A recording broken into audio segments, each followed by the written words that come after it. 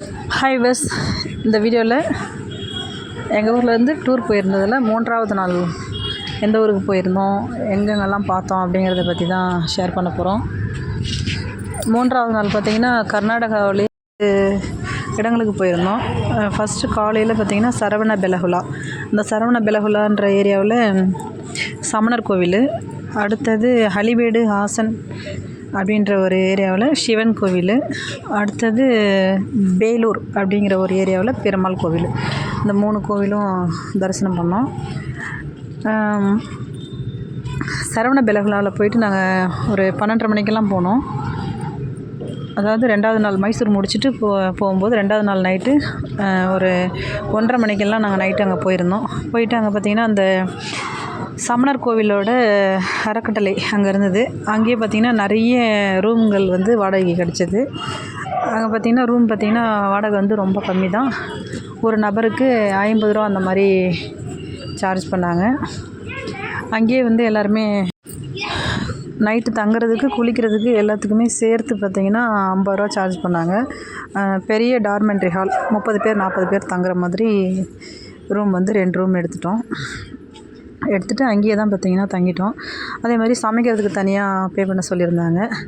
அதுக்கும் வந்து அங்கேயே பே பண்ணிட்டோம். அங்கே தண்ணி வசதி, சமைக்கிறதுக்கான இட வசதி எல்லாமே ஒதுக்கி கொடுத்துட்டாங்க. நீங்கள் சரவணபெலகுலா போனீங்கன்னா அதே மாதிரி அங்கேயே தங்கிக்கலாம். ரொம்ப குறைவான வாடகை தான். தனி நபராக தங்குறதுக்கு தனியாக ரூம் வேணாலும் கொடுக்குறாங்க. அதுக்கு 200 ரூபா 300 ரூபா 400 ரூபா 500 ரூபா அந்த மாதிரி அங்கே எப்படி அந்த ரூமில் சலுகைகள் இருக்கோ அதுக்கு தகுந்தாற் போல் வாடகை கொடுக்குறாங்க, நம்ம எடுத்துக்கலாம். சரவணபெலகுலா பார்த்திங்கன்னா 2 சமணர் கோவில் இருக்குது. அதுலேயே எதிரில் இருக்குது. இப்போது செஞ்சியில் ராணிக்கோட்டை ராஜா கோட்டை இருக்கிற மாதிரி அங்கே வந்து 2 கோவில், 2 மலையில் எதிரில் 2 கோவில் இருக்குது. ஒரு மலையில் இருக்கக்கூடிய சமணர் பார்த்திங்கன்னா சிலையை வந்து வெள்ளை நிற பெயிண்ட்லேயும், இன்னொன்று எதிர்முனையில் இருக்கக்கூடிய சமணர் கோவிலில் கருப்பு நிறத்துலேயும் இருக்காங்க. சமணர்கள் என்றாலே அமணர்கள் என்ற அர்த்தம்னு சொல்லுவாங்க. அப்போ வந்து அந்த சாமி பார்த்திங்கன்னா அந்த நிர்வாணமாக தான் இருக்கும். ஏன்னா சமணர் கோவில் வந்து அப்படி தான் இருக்கும். அடுத்தது அங்கே பார்த்திங்கன்னா நிறைய சுற்றுலா பயணிகள் தமிழ்நாட்டிலேருந்து நாங்கள் போயிருந்தப்போ கிட்டத்தட்ட ஒரு கடலூர், திருச்சி, சேலம் அங்கேருந்தெல்லாம் வந்திருந்தாங்க. அது மட்டும் இல்லாமல் ஜெய்ப்பூர் அந்த மாதிரி சைடில் இருந்தும் வந்திருந்தாங்க. அப்புறம் ஜெயினர்கள் நிறைய வந்திருந்தாங்க. படிக்கட்டெலாம் பார்த்திங்கன்னா ஒரு கிட்டத்தட்ட நம்ம பழனி மலை ஏறுற மாதிரி கொஞ்சம் குறைவான படிக்கட்டுகள் தான், ஈஸியாக ஏறிடலாம். அங்கே சமணர் கோவிலில் பொறுத்த வரைக்கும் பார்த்திங்கன்னா அவங்களே போகிறவங்க அந்த சமண மதத்தை, ஜெயின மதத்தை சார்ந்தவங்க பூஜை பண்ணி வழிபட்டுட்டு வராங்க. நம்மளை மாதிரி இருக்கிறவங்களாம் போகிறவங்களாம் அப்படியே பார்த்துட்டு வர மாதிரி தான் இருக்குது. அங்கேருந்து யாரும் ஒருத்தவங்க பூஜை பண்ணி நமக்கு கொடுக்குற மாதிரி அந்த மாதிரிலாம் எதுவும் கிடையாது. நாமே டைரெக்டாக போய் அந்த சிலையை பார்த்துட்டு திரும்ப அப்படியே ரிட்டன் வர மாதிரி தான் இருந்தது. கீழே இறங்கி வர இடம்லாம் பார்த்திங்கன்னா ரொம்ப நல்லா இருந்தது.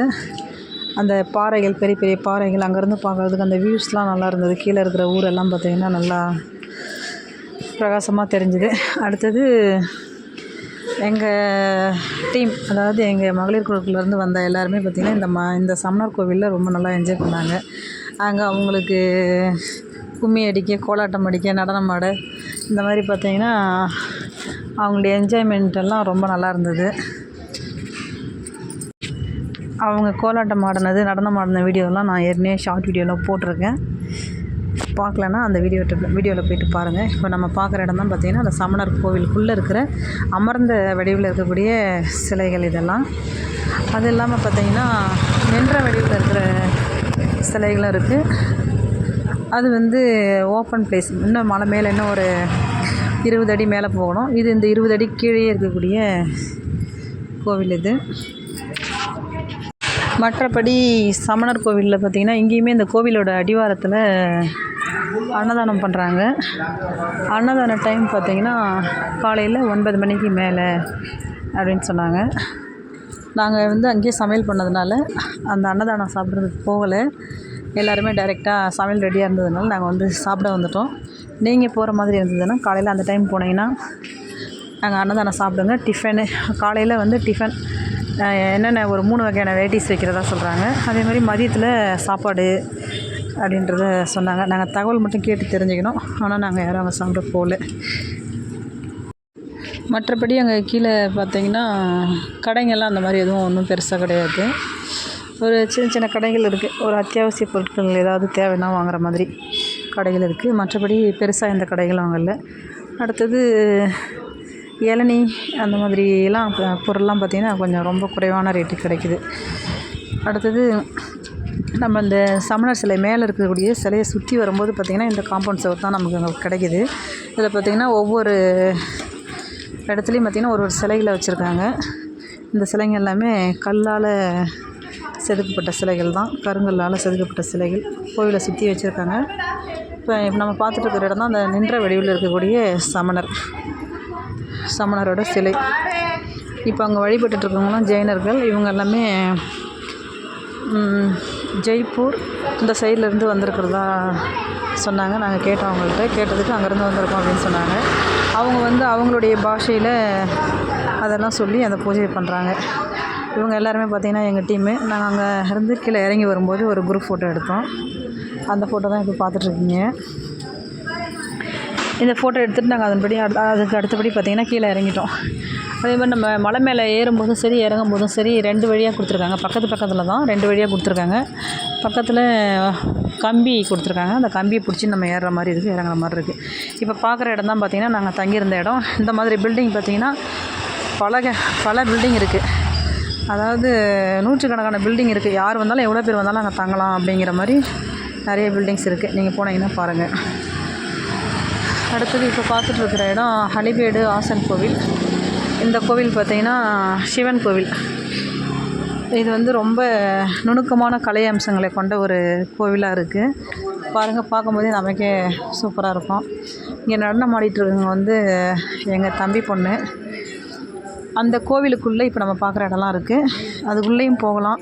எனக்கு டைம் இல்லாததுனால நான் உள்ளே போகல, வெளியே இருந்து வீடியோ எடுத்தேன். அதுக்குள்ளே பார்த்தீங்கன்னா நிறைய சிலைகள் அதுக்குள்ளே வச்சுருக்காங்க. எக்கச்சக்கமான 100கணக்கான சிலைகள் உள்ளே இருக்குது. அது மட்டும் இல்லாமல் பார்க்கு, அந்த கோவிலை சுற்றி பார்க்கும் இருக்குது. பார்க்கில் பசங்க விளையாட, வாக்கிங் பண்ண அந்த மாதிரிலாம் இடங்கள் இருக்குது. இந்த கோவிலில் என்ன ஒன்றுன்னு பார்த்தீங்கன்னா ஃபோட்டோஸ் எடுக்கிறதுக்கு அலோடு இல்லை. இந்த ஹலிபேடு ஆசன் கோவிலில் ஃபோட்டோஸ் எடுக்கிறதுக்கு அலோடு உண்டு, வீடியோஸ் எடுக்கிறதுக்கு அலோடு இல்லை.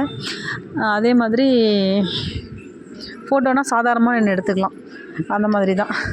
மற்றபடி நம்ம ஒரு நடன கலையோடு பண்ணணும் அப்படின்னா அந்த மாதிரிக்கெலாம் அங்கே அலோடு கிடையாது. இந்த கோவிலும் பார்த்திங்கன்னா ரொம்ப ஒரு அழகான கோவில். உள்ளே ரொம்ப சிறப்பு அம்சமாக இருந்தது. வீடியோ எடுக்கிறதுக்கு விடலை. அதனால் நாங்கள் இது வெளியே இருந்தே எடுத்தோம். உள்ளே போயிட்டு எடுக்க முடியல. இங்கேருந்து பார்க்கும்போதே பாருங்கள், ரொம்ப அழகாக இருக்குது. ஹலிபேடு ஆசன் கோவில் உள்ளே சிவனை நல்லா அழகாக அலங்காரம் பண்ணி வச்சுருக்காங்க. பார்க்கவே பிரமாதமாக இருக்குது. இதுதான் பார்த்திங்கன்னா அந்த ஹலிபேடு ஆசன் டெம்பிளோட என்ட்ரன்ஸு. கோவில் உண்மையிலே ரொம்ப சூப்பராக இருக்குது. நீங்கள் போனீங்கன்னா பாருங்கள். இப்போ நம்ம பார்க்குற இடம் வேலூர் பெருமாள் கோவில். இந்த பெருமாள் கோவிலும் பார்த்திங்கன்னா அங்கே எப்படி அந்த ஹலிபேடு ஆசன் கோவிலாக வடிவமைக்கப்பட்டிருந்ததோ அதே மாதிரி தான் இருந்தது. பக்கத்தில் இருக்கிற ஒரு மண்டபம் மட்டும் கல்லெல்லாம் வச்சு நம்ம ஸ்டேட்டில் இருக்கிற மாதிரி கட்டியிருந்தாங்க. இந்த கோவிலுமே ரொம்ப பிரமாதமாக இருந்தது. இந்த கோவிலுக்கு நாங்கள் ஈவினிங் டைமில் போனோம்.